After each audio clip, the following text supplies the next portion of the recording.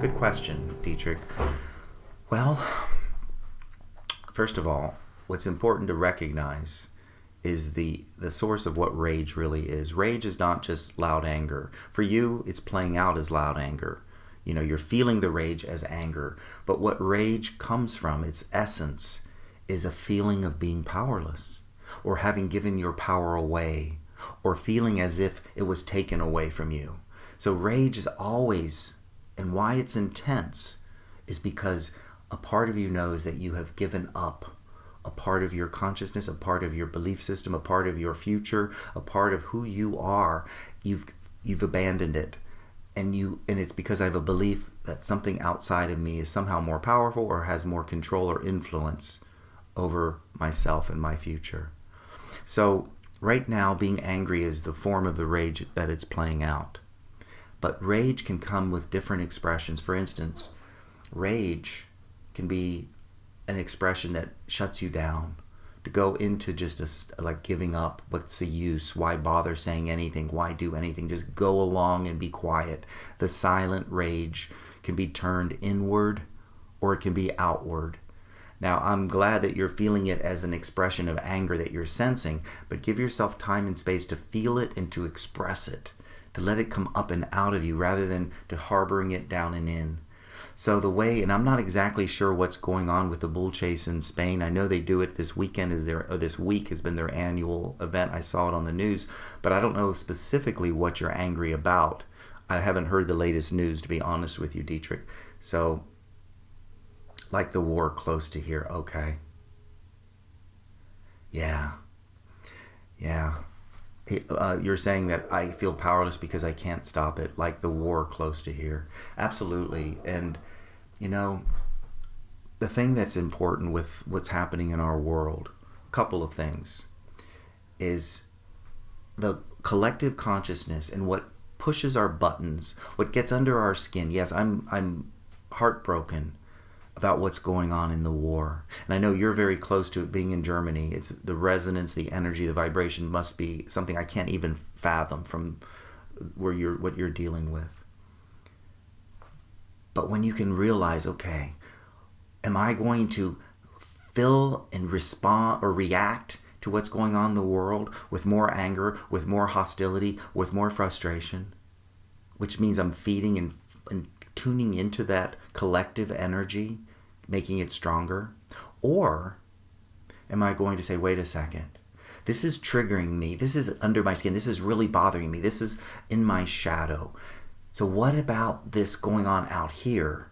The injustice, the unfairness, the domination, the control, that the audacity of one man Putin trying to control.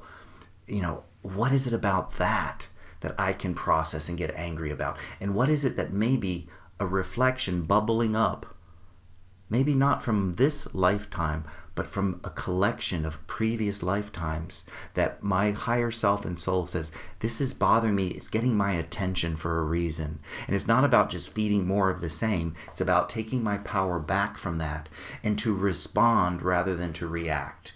And how do you respond? You realize, okay, I'm a multidimensional being, and I've had thousands of lifetimes. And if this is under my skin, and this is bothering me the way this one man is dominating, perhaps in my unconscious there's a part of me that I was very similar to, being that dominating, being that controlling, being that hostile, aggressive, with such a lack, hear this, a lack of human dignity. There was lifetimes when all of us have experienced that, and we also fed the fire of it. We added to the problem. We did not have human dignity. We did not have respect, and we dominated, controlled, and hurt other people. As much as people on here want to think, oh, all my lifetimes I was Cleopatra, and I was King Arthur, and I was all these wonderful lifetimes, which you have had, but you've also had some dark ones and some ones that you won't want to be proud of. Those are in the unconscious. And the unconscious is what the world is playing out. So how do I respond to it out there? Is I bring it up in me and I take responsibility that there's a part of me that could be like that. Not in this lifetime, but perhaps from previous lifetimes. So as I can, instead of reacting out of anger, let me bring the anger up and the injustice, in the lack of human dignity that I am capable of in my dark shadow. Oh, Michaiel, I'd hate to admit that. I'd hate to think that. I'd hate to believe that. That's the problem. Then we shove it down and it becomes part of the world. But you see, we're all human. And in order to love, we have to be able to withdraw it. And to withdraw love is to create pain. So there's a part of you, not in this lifetime, maybe that's why it's really bothering you so much, is because you have come here to heal this, to change this. But the way to heal it isn't to react, it's to take back your power. To take back the power and to own, okay, this is surfacing in my unconscious, and it's a conflict. It's a contradiction, hear that? It's a contradiction to who I think of myself as. It's a conflict and it's a contradiction. No, Michaiel, that can't be right. I'm not that way at all. I'm not hostile. I'm a loving, peaceful, caring, giving healer. Yes, you are. But beneath it, your higher self said this lifetime is waking up to heal and become what? Conscious. None of us have been this conscious ever before in any previous lifetime. So you woke up and opened up the consciousness and you've expanded it, and your higher self says, okay, let's deal with some of this from the unconscious to come up and see how you can handle it, to transform it, to forgive yourself. Oh, I got to forgive Putin. No, forgive yourself. Forgive the dominating masculine principle that has no regard for human dignity. That's a part of me that's playing out in the world. And I wouldn't see it or own it or admit it to myself unless I saw it out there in the world and unless I reacted to it. Now, that doesn't mean that everybody out there that has it in the world, seeing it in the world, has it as their shadow. It is certainly, all of us have been in those places of domination and fear and lack of human dignity. But depending on the level of the forgiveness and the healing a person went through is going to determine how they react or respond to what's going on in the world. When we can, quote, stop judging Putin is bad and wrong and realize, yeah, there's a part of me that could be like that. Maybe not to the same degree and intensity, maybe not the volume turned up as loud as he is. But when I can own it and make peace and forgive, I can take my power back. And then what happens, Dietrich, is I feel compassion. I feel compassion for myself, and I can also actually feel compassion for the, quote, monsters in the world. Because how much more powerless and worthless and lacking value and dignity must he have that he's playing out in the physical world? And so you don't have to play it out physically, but you can play it out mentally, emotionally, and spiritually to heal it on that level. And when you do, that's how you start to have impact in the world. And I know you know this already. I'm not saying anything new. And it is a part of your destiny. It is a deep part of our destiny because, like you said, dignity is in a crisis in our world. What is dignity? It's human value.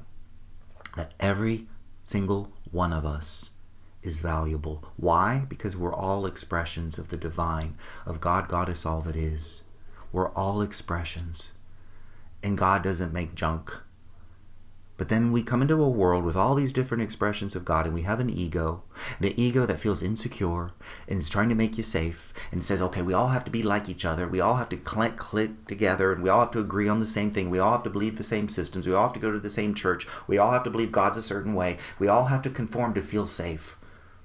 And therefore, that's when I first give away my power of who I truly am to try to fit in and conform. And then you're told what it means to be a man, what it means to be a woman. That's all twisted by the chauvinistic dominating principle. And there I give away more of my power. And then I wake up feeling powerless. And when I see somebody living it out in the world that is dominating and controlling and manipulative, well, I gave my power away to that same force of chauvinism at some point in my journey of my destiny. Whether it's in this lifetime, microcosmically or macrocosmically in the big picture of your life in previous lifetimes. But if it's bothering you, so as you allow yourself to shift and realize that, one of the fundamental things is to realize I let myself be robbed of my value, of my dignity, of my worthiness by a consensus, by my parents, by the past. I gave up to fit in and to conform. And guess what? You needed to. It was part of the journey. We all did it. There's not one person on here or in the world for that matter that didn't do this. But not everyone woke up and is waking up to realize that at this juncture. They will in time. Everyone will. But you are, and we all are in this group, waking up to say, you know what? I believed a lie. I gave my power away. And it angers me to see somebody out there who's still doing that so demonstrably. And it's time for me not to react out of anger, but to deal with the anger I feel for the way I've given my power away to chauvinism. And let me heal and manage and forgive, to bring that up, and then to make peace with that part of you. Again, like I mentioned about the fear, inside of that repressed, dominating, chauvinistic part of us that has been repressed, there is an access, and hear this, intensity. There's an intensity that I've abandoned. And I think for you specifically, go into that and find and retrieve the intensity. Intensity is not negative. You know that. Everyone on here, when I say intensity, people are afraid of intensity, but I know Dietrich knows this for sure. Intensity is a part of your spirit. Intensity is a part of your spirit. So part of your spirit, part of that beautiful, pure, masculine energy trapped in the dominating chauvinistic principle and in lifetimes of the past when you were like that. And I need to go back and retrieve the intensity and heal and forgive. And the war is intense because it's like it gets attention, doesn't it? And if it isn't intense, it doesn't get the attention. I know I myself personally have had a big conflict with intensity and aggression and hostility in this lifetime because my brother was that way growing up, and I was more of the creative type. I wanted to paint and draw. I wanted to create. He wanted to destroy. It was like this conflict in conscience. So I judged him and made him bad and wrong and all that stuff. And there was a conflict. We were not best buds growing up by any means. It was a very painful childhood. And so, but it's the intensity that he brought up in me that is a part of my spirit. And it was the intensity that I lost. And yes, the world is becoming intense. Why? Because people need to wake up and make an intense decision about who are they going to be. Am I going to be the spiritual being? Not just, light incense and go around and sage everything and say, okay, I've done my healing work. No. We need to do deep internal sage. And I'm not saying you do that, Dietrich. I'm just saying in general, what people think of spirituality, of course. It's just all airy, light, and love. No, it's intense work. The spiritual journey isn't a path for those with a queasy stomach. It involves not only intensity, but there's an intensity of love that can transform and create miracles in our world. And as you work on that and do that, and as as just talking to you, remind myself of the level I need to continue to work on, and others in here to do the same, to look at, you see how it works is when I refuse to own and admit my own hostility, my own anger, my own rage, because of the conditioning, the judgments, it's bad, it's wrong, you shouldn't do that. And I just shove it down into the subconscious. It bleeds and goes into the unconscious. And then the collective, hear that, the collective unconscious. And then it comes up into the world as fate, as destination. And when I can bring up the part that I'm contributing to the collective, when I can bring up and deal with, I'm going to let go of my judgments about my anger, my rage, my hurt, my disappointment, my confusion, my hostility. And that's another one, hostility. What's this playing out there is hostility with him, right? Well, what is common? Here you are, this is a paradox. You are a spiritual being. And as a spiritual being, you are a loving being. Well, the foundation of love is to care, right? To be able to care. And you can't really love something or someone you don't care about. So caring is the first stage of love. Well, in a world of duality, caring has two expressions. The one expression of caring that is played out in the world is called compassion. The other form of caring, the dark side of caring, is hostility. Because you don't get hostile over something you don't care about. If they're going to change the name of the street 5 blocks down, well, it doesn't matter to me. I don't care. They can change the name. But if you live on that street and you're identified with the name of the street and that they want to change the name, you get hostile and angry about it. Why? Because I care. So hostility and caring. The caring is what's common to both. If I'm going to be in a world of duality and I'm going to care, I have to allow myself to feel hostility from time to time. Because it shows that it matters. Just like if I'm going to be a loving, growing, and evolving, loving being, there's going to be times when I'm afraid. Not all the time, not a steady diet, probably not even 10% of the time, but it's going to come up from time to time. And instead of judging and pushing it down, saying, oh, that's the contradiction. I'm a spiritual being. I'm not supposed to feel this. That's a contradiction and a conflict. So when I feel contradiction and conflict, I shove it into the unconscious, and it feeds the negativity into the world. But if I can bring it up and out and own that I am a multidimensional spiritual being who lives and I'm whole, like the yin-yang symbol, that's the dark and the light in harmony and balance with each other. When I can do that, I can find resolve. And guess what? The world shifts and changes when I change. When I change my consciousness, it changes the collective consciousness. And that's the way to, as an empowered spiritual adult, that we address and take our power back. Not react, but to respond, to take responsibility for my part in this big picture.